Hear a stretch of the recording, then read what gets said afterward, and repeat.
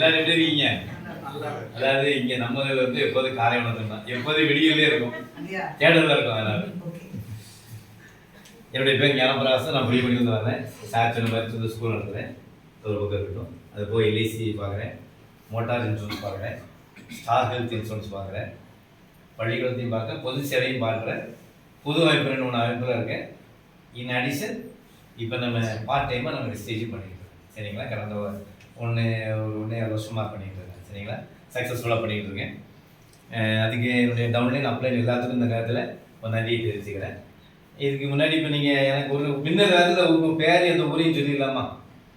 வரிசையா டைம் ஆகிடும். சரி, இப்போ வந்து எனக்கு சார் கொடுத்துருக்க டைமில் நான் ரத்தனை சொல்லுங்கம்மா, நான் என்ன பண்ணிட்டு இருக்கேன் அப்படிங்கிறத சொல்கிறேன். சரிங்களா? எல்லாரும் சொல்கிறது தான். அதனால் தொடர்ந்து அரைக்க தான் சந்தனம் வணக்கம். அப்படித்தானே? அப்படித்தானே? அதனால நான் பயன்படுத்துகிற பொருள் கிட்டத்தட்ட பார்த்தீங்கன்னா இப்போ இங்கே இருக்கிற எல்லாருமே நீங்கள் சராசரி எத்தனை பொருள் பயன்படுத்துகிறோம்? நீங்கள் ஒருத்தர் சொல்லுங்க கொஞ்சம். 10 10 50 வெரி குட், சூப்பர். அவங்களுக்கு கணக்கில் பாராட்டு. நானும் 50 தாண்டி பண்ணிட்டு இருக்கேன். கிட்டத்தட்ட 53 பொருள் பயன்படுத்திட்டு இருக்கேன் வீட்டில். என்ன காரணம்னு கேட்டிங்கன்னா, நம்ம பயன்படுத்தினா தான் அதை பற்றி சொல்ல முடியும். இங்கே முன்னாடி பேசுன எல்லாருமே அதானே, இப்போ தம்பி பயன்படுத்துறாங்க, தங்கச்சி பயன்படுத்துன்னு சொல்கிறாங்க, அவங்களுக்கு அதை வச்சு மற்றவங்களுக்கு கொடுக்காங்க. அப்போ தான் நம்ம பேசுறது நிற்கும். நம்ம ப்ரூஃபோட நம்ம பேசும்போது தான் நம்மகிட்ட பேசிக்கிறதுக்கு நம்மகிட்ட எதிர்மனையில் இருக்கிற அந்த வாடிக்கையாளர்கள் அது புதுசாக பார்க்கக்கூடிய நம்ம ப்ராஸ்பெக்டோ நம்ம சொல்கிறது வந்து என்ன செய்வாங்க, உள்வாங்க முடியும். பரவாயில்ல, இவ்வளோ தெளிவாக பேசுகிறாங்களா, அப்போ இவங்கள்ட்ட விஷயம் இருக்கும், அப்போ இவங்களோட நம்ம என்ன செய்யலாம், அவங்க சொல்கிற பொருளை நம்ம வாங்கி பயன்படுத்தலாம் அப்படிங்கிற மாதிரி அவங்களுடைய எண்ணம் மேலோங்கி நிற்கும்.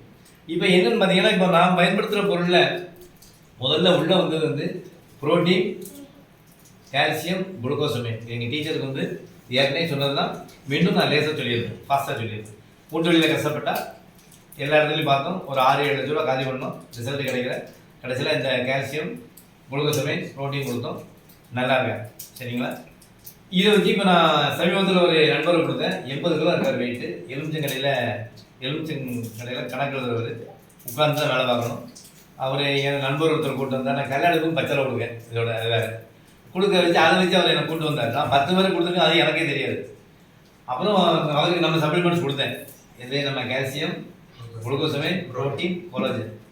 கிட்டத்தட்ட 23 நாளாக சென்னையோட நேரத்தையே பேசிட்டார். சார் எனக்கு நல்லா மாற்றம் இருக்குது சார், இன்னொரு 10 நாளில் முடிஞ்ச உடனே நான் அதுக்கு முன்னாலே வந்துடுறேன். நல்லா சார், வீட்டில் எல்லாரும் சந்தோஷப்பட்டாங்க அப்படின்னாரு. அப்போ நல்ல விஷயம் தானே அது. நீங்கள் ஆக்சுவலாக யாரும் தெரியாது, கூட்டு வந்தவர் என்னுடைய நண்பர். அவர் ஜவுளி கடையில் சூப்பர்வைசராக இருக்கார்.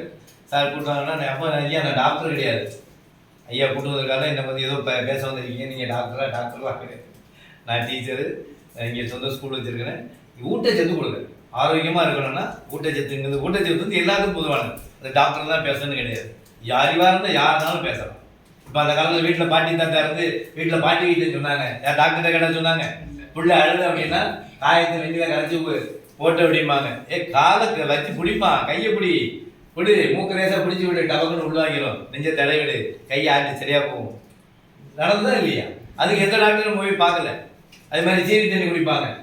வாயு பிரச்சனையா, வெள்ளை போட நீ அடுப்பில் அந்த வானிலையில் போட்டு லேசாக வறுத்து தொழில் பிடிச்சிட்டு ஒரு அர்த்தம் வெந்நியை குடித்தா வாயு பிரிஞ்சிருமா, இப்படிலாம் நடந்தது.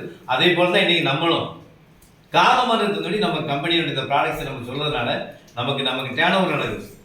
அப்போ என்ன செய்யணும், இங்கே இருக்கிற நம்மளுடைய ஒவ்வொரு டிஸ்ட்ரிபியூட்டர்ஸும் ஒவ்வொரு மாதம் புதுதாக நம்மளால் என்ன முடியுமோ அடிஷனல் ஒரு ப்ராடக்டோ 2 ப்ராடக்டோ நம்ம பயன்படுத்தினா மட்டும்தான் நம்ம பேச முடியும். அதை நீங்கள் தயவுசெய்து மனசில் வச்சுக்கோங்க. என்னதான் நம்ம மீட்டிங் நடந்துட்டாலும், நம்ம லீடர்ஸ் பேசினாலும், நமக்கு இங்கே என்ன நடக்கணும், டேர்ன் ஓவர் நடக்கணும், வியாபாரம் நடக்கணும், பிஸ்னஸ் நடக்கணும். அப்போ நம்ம இங்கே நம்முடைய இன்டெப்தான மனசில் என்ன இருக்கணும், நம்ம பொருளை பயன்படுத்தணும், பயன்படுத்துகிற பொருளை பேசணும். அதை தான் மேலே உள்ள 2 செல்ஃபியூஸும் ஷேரிங்கும். அதுதான். அதை நம்ம கரெக்டாக பண்ணிட்டோம்னா இது டூப்ளிகேஷன் ஆகும்போது மல்டிப்ளிகேஷன் தன்னால் நடக்கும். இதுதான் என்னோட செய்தி. அதெல்லாம் தயவு செய்து நீங்கள் எல்லாரும் அதில் பொருளை பயன்படுத்துறதுல ஆர்வத்தோடு இருங்க. அது மட்டும் இல்லை, நம்முடைய டூல்ஸுங்கிறத கொஞ்சம் தயவுசெய்து கையில் நீங்கள் கொஞ்சம் வச்சுக்கோங்க. டூல்ஸ் எதுவுமே இல்லாமல் போக வேண்டாம். இவ்வாறு நமக்கு இது வந்து நம்ம கம்பெனியுடைய புக், இதில் எல்லாமே இருக்குது இல்லையா? இது இங்கிலீஷில் இருக்குது, ஆனாலும் கூட நீங்கள் இதை நம்ம வச்சுக்கலாம். தமிழில் இருக்கிறது ஒன்று இருக்குது. இது நம்ம வரும்போது நீங்கள் நமக்கு ஷாப்பில் டிஎல்சியில் கேட்டு நீங்கள் வாங்கிக்கலாம். இது ஒரு பைசா கொடுத்தா கொடுத்துருவோம். இதில் பார்த்தீங்கன்னா தமிழே இருக்குது. ஒவ்வொரு ப்ராடக்ட்டும் நமக்கு என்ன செய்யுது. அப்போ இதில் எல்லாமே நம்ம மொபைல் ஊட்டச்சத்து மருத்துவர் மாதிரி, மருத்துவர் ஊட்டச்சத்தாளர் மாதிரி நம்ம போய்க்கலாம். எல்லாமே தமிழில் தான் இருக்குது. இது ஒரு தடவை 2 தடவை நம்ம பார்த்துட்டு ஒவ்வொரு ப்ராடக்ட்டும் நம்ம பயன்படுத்தணும்னா நம்முடைய எதிர்காலம் வந்து மட்டும் இல்லை, நம்முடைய டெப்த்தில் அது பாட்டில் லைன் ஓடிக்கிட்டே இருக்கும். உண்மைதான் சார். ஸோ அதனால அதை கொஞ்சம் நீங்கள் கண்டிப்பாக டூல்ஸ் இல்லாமல் போகாதீங்க. அது மாதிரி அன்றைக்கி லாஸ்ட் வீக் சொன்ன மாதிரி டெமோ கிட், ஏதோ 2 ப்ராடக்ட் டெமோ வச்சுக்கோங்க. அது ஒரு நல்ல பேக், முடிஞ்ச அளவுக்கு நல்ல பேக் வைத்துக்கொண்டு அதை நீங்கள் டெமோ பண்ணிட்டீங்கன்னா கண்டிப்பாக நம்ம மீது நம்பிக்கை உங்களுக்கு கிடைக்கும். அப்போ ப்ராப்பராக செய்கிறாங்க அப்படிங்கிற மாதிரி அவங்களுக்கு நமக்கு நம்பிக்கை ஏற்படும் போது நம்முடைய வியாபாரம் நிச்சயமாக இருக்கும். அதுக்கு முன்னாடி முடிக்கிறதுக்கு முன்னாடி பாருங்கள், இது ஒரு சின்ன செய்தி, பத்திரிகையில் வந்த செய்தி தான்.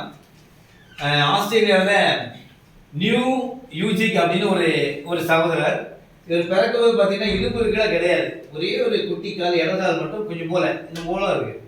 இதை பற்றி எழுதியிருக்காங்க வேகமாக வாசல்ல ஒரு 2 நிமிஷத்தில்.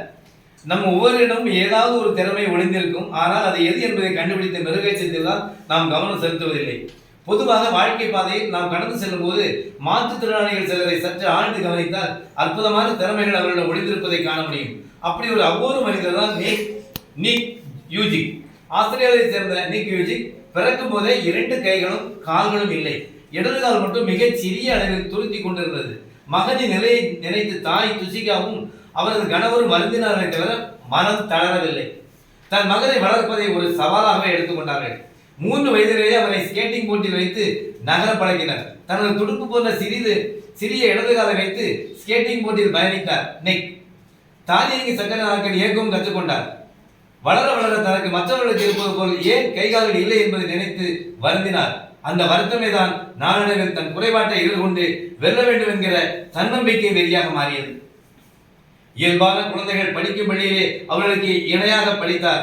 சக்கர நாற்காலி நிக் பள்ளிக்கு செல்லும் புகைப்படம் பத்திரிகைகளில் வெளிவர அவர் பள்ளி நாட்களிலேயே பிரபலமானார்.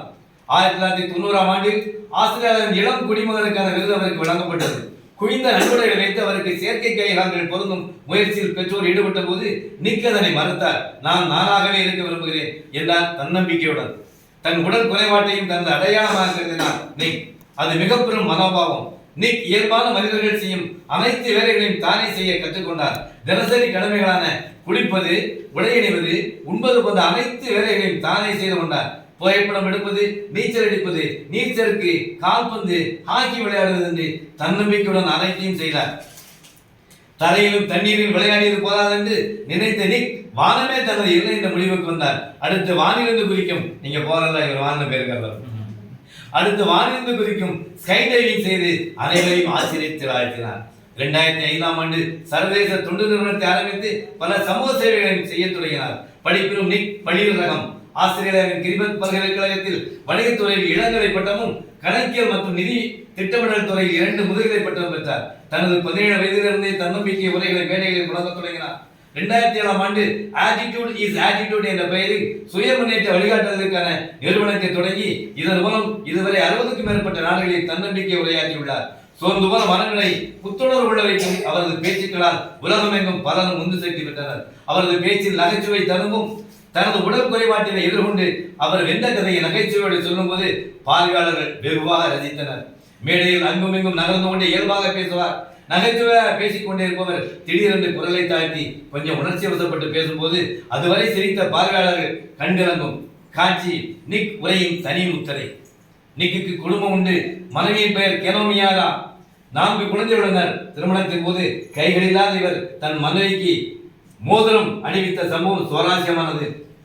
திருமணத்தின் போது அவரது கைகளில் முத்தமிட விரும்பாத நிக் கூற கெனே மியாதரா கைகளை நீட்டினார். முத்தம் கொடுப்பதற்காக தன் வாயை அவரது கையருகே கொண்டு சென்ற நிக் யாரும் எதிர்பார்த்த நேரத்தில் தன் வாயில் வைத்திருந்த மோதிரத்தை கெனோமியாவுக்கு விரல்களில் மாட்டி அனைவரையும் ஆச்சரியப்படுத்தினார்.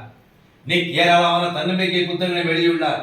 கை மற்றும் கால் இல்லாத போது தன் தன்னம்பிக்கையால் உலகையே திரும்பி பார்க்க வைத்த நிக்கின் சாதனை மகத்தானது. இவரை போல வேறு யாருக்காவது நடந்திருந்தால் நினைத்து பாருங்கள், மூலையிலே முடங்கி போயிருப்பார்கள். சாதாரண சிறிய கஷ்டம், தேர்வில் தோல்வி, மதிப்பெண் குறைவு போன்ற சாதாரண விஷயங்களுக்கெல்லாம் எதிர்மறை எண்ணத்தோடு தவறான முடிவுக்கு செல்லக்கூடிய மாணவர்களுக்கு நிக்கின் வாழ்க்கை ஒரு உன்னத பாடமாகும். வெட்கம், தயக்கம், அச்சம் போன்ற தாழ்வு மனப்பான்மையா எந்த ஒரு போட்டியிலும் கலந்து கொள்ளாமல் இருந்தால் உங்கள் திறமைகள் இந்த உலகத்திற்கு தெரியாமலே போய்விடும். நிக்கை போல தயக்கங்களை உதறி திறமைகளை வெளிப்படுத்த தயாராகுங்கள். வெற்றியை உங்கள் வசப்படுத்துங்கள். பாருங்க, அதாவது இங்க இருக்கிற எல்லாரும் நம்ம முழு மனுஷனா இருக்கும், அப்படித்தானே? இந்த ஒரு மாற்றுக்கிறது கிடையாது. ஆனா எப்பேற்பட்ட 17 வயசுல உலகம் போற இன்னைக்கு பேர் வாங்கியிருக்கு. இது பத்திரிகை செய்தி தான். ஆனாலும் நமக்கு இன்னைக்கு இந்த நாளது மிக உந்துதலாக இருக்கும் என்ற எண்ணத்தில் தான் உங்களோட இந்த செய்தியை பகிர்ந்துக்கிறேன். ஆகவே மனம் தளராதீங்க. உங்களுடைய பணியை நீங்க சார் சொன்ன மாதிரி ஆழ்மரசில் இருந்து செய்தியை கூடாது, நீங்க பணியை தொடர்ந்து செய்து கொண்டிருங்கள். நேரம் இருந்து பிரபஞ்சத்திலிருந்து நடக்க வேண்டியது நிச்சயமாக நடக்கும்.